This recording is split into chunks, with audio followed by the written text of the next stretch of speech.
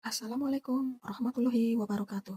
Kami dari grup 2, kelompok 3, angkatan 60, tahun 2026, yang beranggotakan Ripko Aufa, Rizal Amali Batubara, Siti Aisyah, dan Julfahmi, akan memaparkan hasil analisis isu global. LGBT merupakan akronim dari lesbian, gay, biseksual, dan transgender yang merujuk pada orientasi seksual serta identitas gender di luar kelompok heteroseksual. Saat ini, isu LGBT telah bergeser dari ranah personal menjadi instrumen geopolitik dalam politik internasional. Tantangan utamanya adalah belum optimalnya ketahanan sosiokultural dan diplomasi kebangsaan dalam menyikapi penetrasi luar.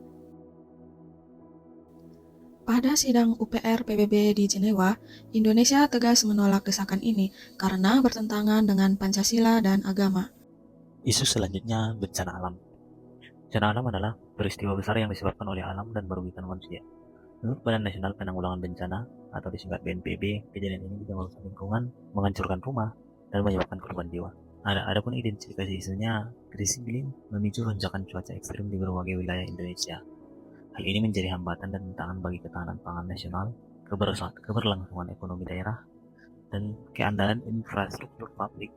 Data dan faktanya, menurut data WMO, World Meteorological Organization, lebih dari 90% bencana yang terjadi di dunia dalam beberapa dekade terakhir berkaitan dengan cuaca, air, dan iklim ekstrim.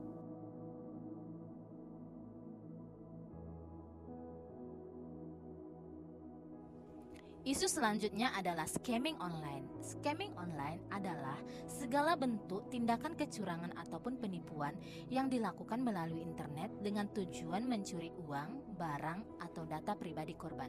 Scamming online merupakan kejahatan digital yang semakin berkembang seiring meningkatnya penggunaan internet, media sosial, marketplace, dan transaksi keuangan digital.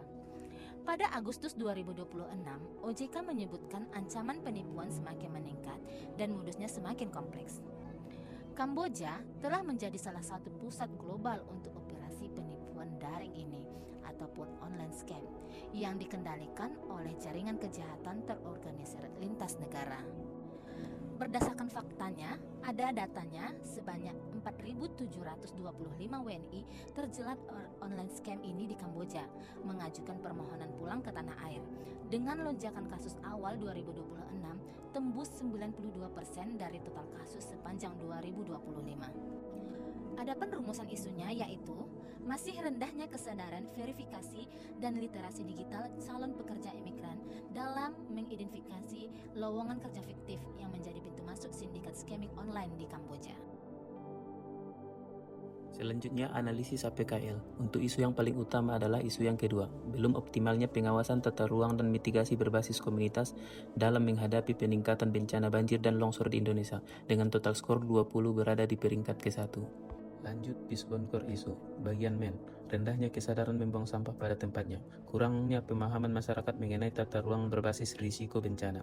Bagian metode, pengawasan tata ruang dan alih fungsi lahan, deportasi yang lemah. Lanjut bagian meliu, kapasitas drainase perkotaan melampaui daya tampung debit air. Material, degradasi daerah aliran sungai dan penyempitan muara air. Lanjut untuk kesimpulan dampak. Yang pertama, dampak kemanusiaan dan sosial, meningkatnya korban jiwa, pengungsian massal, trauma psikologis, serta ancaman krisis kesehatan, penyakit menular pasca bencana.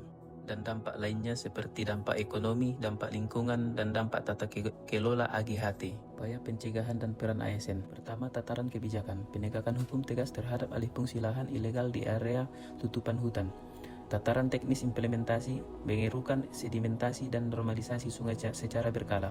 Edukasi dan sosialisasi, pembentukan desa atau kelurahan tangguh bencana, destana, dan geladi simulasi evakuasi mandiri rutin. Peran nyata ASN, agent of change, menjadi teladan dalam menjaga kebersihan lingkungan dan mengedukasi warga.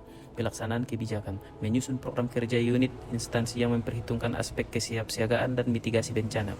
Relawan tanggap darurat, aktif berpartisipasi dalam tim penanggulangan bencana daerah saat kondisi darurat.